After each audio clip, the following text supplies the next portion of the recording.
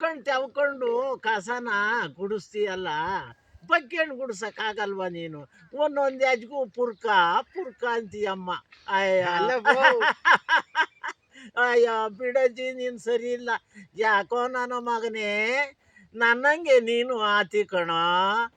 ಅವತ್ತು ನೀನು ಹಂಗೆ ಮೆತ್ತವಾದ ಮೇಲೆಗೆ ಪುರ್ಕ ಪುರ್ಕ ಅಂತೀಯಾ?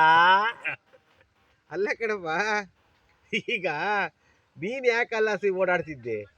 ಕಸ ಹೊತ್ಕೊಂಡು ಹೋಗ್ತಿದ್ದೆ, ಬ್ರಾಹ್ಮಣರ ಮನೆ ಸಂಬಳ ಇದ್ದೆ. ಸತ್ಯವಾದ ಮಾತು, ತಮಾಷೆ ಕೇಳಲ್ಲ.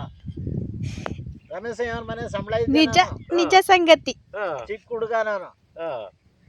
ಕಸ ಹೊತ್ಕೊಂಡು ಮನೆದೊಲ್ ತಕೋತಿದ್ದೆ. ಅಲ್ಲಿ ಬೈಲಪ್ಪನ ಹೊಲ ನೋಡಿ, ಬೈಲಪ್ಪನ ಕೊಟ್ಬಿಟ್ಟವ್ರ ಹೊಲನ. ಅಲ್ಲಿ ತಿಪ್ಪೆ ಇರೋದು, ಅಲ್ಲಿ ಈ ಕಡೆ ಮೂಲ್ಗೆ ಹಿಂಗೆ ಕಸ ಹೊತ್ಕೊಂಡು ಅಲ್ಲೇ ಹೋಗಿ ಹುಲ್ ಮನೆ ತಿಮ್ಮಣ್ಣನ ಮನೆ ನೀನು ನೋಡಿಲ್ಲ, ಚೇತಿನ ಮನೆ.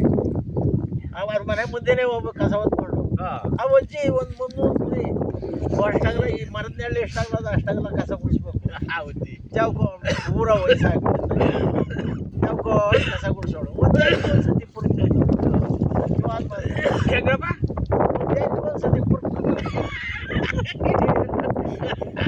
ಏಕೆ ಕಸ ಕೊಡ್ತಿದ್ದ ಕೂತ್ಕೊಂಡು ಹೀಗೆ ಕಾಲು ಸರಿ ಮುಂದಕ್ಕೆ ಮೆದು ತಾನೇ ಶರೀರ ಹಿಡ್ದಕ್ಕೆ ಸಿಕ್ಕಲ್ಲ. ಈ ವ್ಯಾಜ್ಯ ಒತ್ತು ಅಂದ್ರೆ ಒಂದ್ಸತಿ ಪುರ್ಕ್ ಅನ್ನೋದು. ನಾನು ನಕ್ ಮುಡಿಯೋ, ನೀನು ನಗ್ತಾ ಇಲ್ವಾ ನಾನು ಹೇಳೋದಕ್ಕೆ? ನಾನು ನಕ್ ಮುಡಿಯೋನಿ. ಲೇ ನನ್ನ ಮಗನೇ, ಬಾರ ಇಲ್ಲಿ. ನನ್ನಂಗೆ ನೀನು ಆತಿ ಕಣೋ. ವಯಸ್ಸಾದ್ಮೇಲೆ ಹಿಡ್ದಕ್ಕೆ ಸಿಕ್ಕಲ್ಲ. ಆಡ್ಕಣಿವೋ ಅವತ್ತಿ ದಿವಸ ನೋಡಿದ್ರಿ ಆಡ್ಕಣಿವೋ.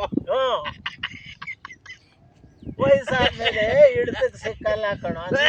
ನೀನು ನನ್ನಂಗೆ ಆತಿ ಕಣೋ ನನ್ನ ಮಗನೇ ಅಂದ್ಲು.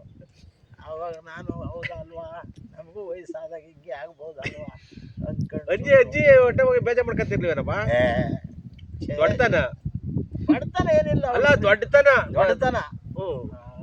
ಅಜ್ಜಿ ಇದ್ರೆ 300 ಕುರಿ ಅವ್ರ ಮನೆಗೆ. ಯಾರು ಗುಡಿಸೋರಿಲ್ಲ.